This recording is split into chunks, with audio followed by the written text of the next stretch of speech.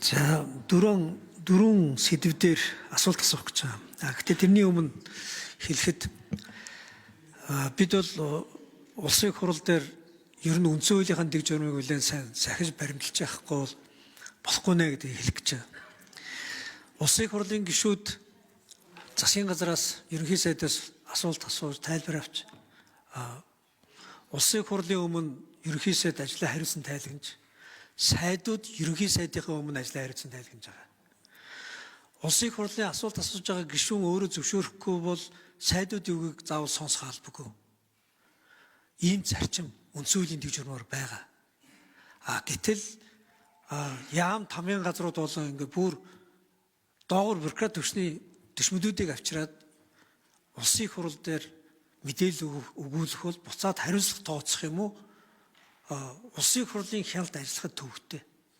Тийм учраас энэ агуулгаараа ер нь бол ерөнхий сайд улсын хуралд ажиллаа хариуцсан тайлбараад хийгээд шаардлагатай гэж үзэж байгаа бол сайдуудын үгийг гэхдээ асуулт асууж байгаа гишүүнээс нь асууж яаж сайдыг сонсохгүй гэдэг хэлбэрээр явж байхгүй бол үндсэндээ энэ парламентын хилцүүлэг өөрөө их сонь дүрзүр улам бүр ороод байна. Үндсэн хууль дээр маш тодорхой байгаа шүү. Улсын хурлын гишүүд чуулганд үг хэлдэг, бус нь мэдээлэл өгдөг. Ерөнхийлөгч хүртэл мэдээлэл өгдөг, үг хэлдэггүй. Үндсэн хуулийн өөрийнх нь текст шүү дээ. За би эргэж харсан намынхаа дотоод хэрүүл дээр нэлээх цаг аваад одоо л нэг уршаа хараад төлөвлөлт хийх, ирээдүйн рүүгээ харах нэг уурга тархи ажиллуулах боломж хаана гарч ах шиг байна гэж харж байгаа. Энэ өнөөдөр ч гэсэн энэ асуудал орж ирээд би ерөнхий сайдаас 4 асуудал асуух гэж байгаа.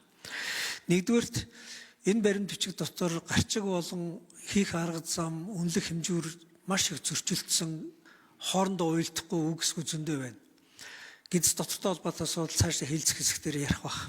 Хэлцэх хэсгийг шийдсэний дараа би 4 асуудал. Эхнийх нь хүний эрхийг хамгаалах чиглэл дээр ер нь бид хэд иргэний үндсэн эрх хэрэгчлөөтэй холбоотой тэр дундаа үндсэн хууль заасан үндсэн эрхийг нийгмөр хэрэгждэг, баталгаатай иргэд нийлдэг тогтолцоороор шилжихийн тулд энэ үндсэн хуулийн цэцгийг үндсэн хуулийн шүүх болгож иргэний үндсэн эрхийн маргааныг шийдэг болох тэр чиглэл рүү нэг зоригтой алхам хийхгүй бол сүүлийн бараг 26 жил энэ тухай ярьсан боловч улсын хурал дээр зоригтой шийдэл гаргасангүй, засгийн газар манлайл одоо хэрэгжүүлсэнгүй, ер нь хойшил суусаар байгаа. Тэгээ энэ тал дээр энэ эх 5 жил дээр ер нь төлөвлөсөн бодсон юм байна уугүй юу? Үндсэн хуульд заасан эрхээ эдэлж чадахгүй байна гэж үндсэн хууль цаасан дээр хос үлдэж ийн л гэсэн үг шүү дээ. Энэ чиглэлийн нэг алхамыг хийх бодол санаа байна уугүй гэж. Хоёрт нь мөнх соёл гишүүнээс хавуулаад гишүүд ярьж байгаа шиг.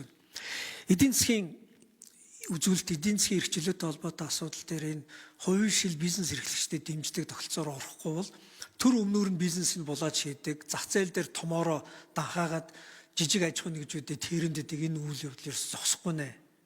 Энэ талаар бизнесийн эрхчлөөтэй, эдийн засгийн эрхчлөөтэй холбоотой хууль өргөн барина гэж байгаа шиг байна. Үнэхээр зоригтой бас нэг юм газар хөдлөлтийн дайны зочроо өгөхөөр шийдвэр гаргахгүй бол болохгүй нэ. За гуравт нь сая засгийн газар улсын хурал дээр процессын шударгаас хангадаагүй процессын алдаа гарсан учраас засгийн газар үндсэн хуулийн одоо цэцгийн шийдвэрээр буцааж одоо эрх мэдлэн сэргэж тогтож байна. Яг энтэй адилхан засгийн газрыг хамгаалаад процессын шударга ярихаас гадна ер нь энэ төрийн байгууллагад хууль сахиулах үйл ажиллагаа болж байгаа.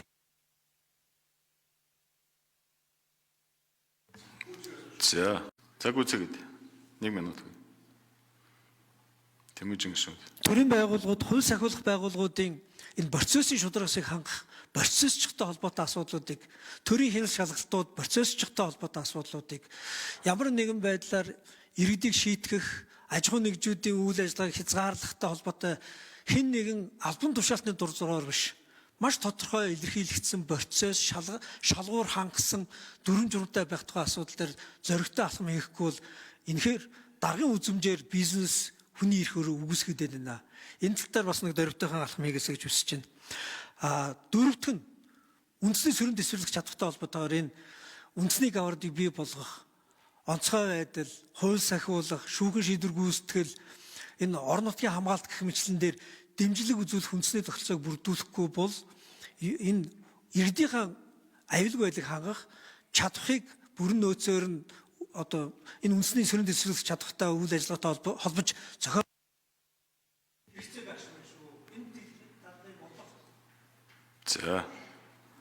За ерөнхий сайд хариулъя. Гэхдээ сая энэ Тэмүүжин гишүүний хэлж байгаа саналыг бид нар бас бодох ёстой шүү. Ер нь бол улсын их хурлаас ерөнхий сайдыг бид нар томилж байгаа. Ерөнхий сайд өөрөө сайд нараа дагуулж орж ирж байгаа. Тийм болохоор улсын их хурлын өмнө ерөнхий сайд л одоо ер нь бол хариуцлага хүлээх ёстой гэж харж байгаа шүү. Тэр утгаараа бол ерөнхий сайд хариулах шаардлагатай бол сайд нар хариулаад явах ёстой юм даа. За ерөнхий сайд Зандан шатаа сайд хариулъя.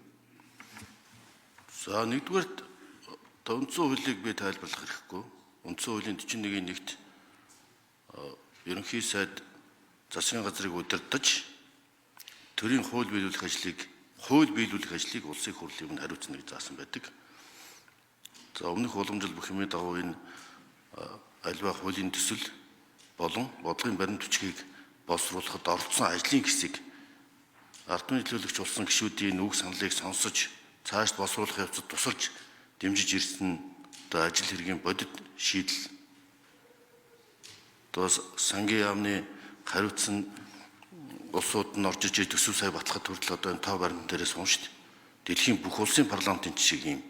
Зүгээр яг Английн парламентын зүгээр ингээд мэтгэлцээний цаг шиг 2 хүн гараад ярьдаг ерөнхий сайд эсрэг хүчинтэйгээ мэтгэлцдэг тэр цагийг тэр хэлбэрийг хуулийн төсөл болон бодлогын баримт бичиг боловсруулах ажил хэрэгч хандахын зарчимтай нийцүүлж хольж утгаж болохгүй. Ийм учраас үндсэн хуулийг бол бид хэрэгжүүлж ирсэн уламжлалт практик улсын их хурлын чуулганы хуралдааны дэгийн тухай хуулийн дагуу явж байгаа. Дэгийн тухай хууль дээр ажлын хэсгээс асууж хариулна гэж байгаа. Дэгийн тухай хуулийн дээр сайд нар оролцож асуудлаа танилцуулдаг. Энэ л чиглэлээр явж гэнэ гэж бид бодож байна. За үндсэн хуулийн цэцгийн хүний суур эрхийг хамгаалтыг хяндаг байх агуулгын үндсэн хуулийн цэцгийн болон холбогдох судалгааг бүрэн хийж дуусны дараа улсын их хурлд оруулж ирэхээр төлөвлөж байна.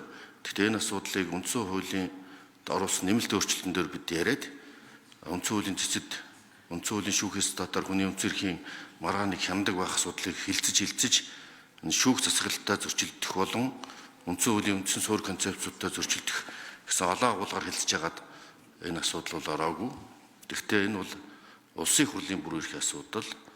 Яг үндсэн хуулийн зарчим бол үндсэн хуулийн эрх мэдлийн 3 салаан учруулах хууль тогтоох гүйцэтгэх шүүх эрх мэдлийн одоо харилцан хяналт уялдааг хатуу заагаад өгсөн. Тийм учраас засгийн газар бол бас шүүх эрх мэдэл болон үндсэн хуулийн цэцгийн эрх мэдэл рүү шууд санаачлан халдаад ах асуудлыг бол 3 талт хэлбэрээр ярилцаж хилцэж шийдэх ёстой асуудал баг. 5 жилийн үндсэн чиглэлд шүүхэд итгэх иргэдийн итгэлийн түвшин 2023 оны байдлаар 48.4% байна. Цаашдаа шүүхийн үйл ажиллагаа нээлттэй ил тод байдлыг хангаж шүүхийн талаарх ойлголт мэдлэгийг нэмэгдүүлэх замаар 2030 он гэхэд шүүхэд итгэх иргэдийн итгэлийг 49.2%-ээр заасан. Энэ нь бол одоо шүүн таслах ажиллагааны хараат бус байдал за мөн одоо хууль дэдлэх зарчимтай уйлдж хэрэгжих ёстой баг. За үндсэн хуулийн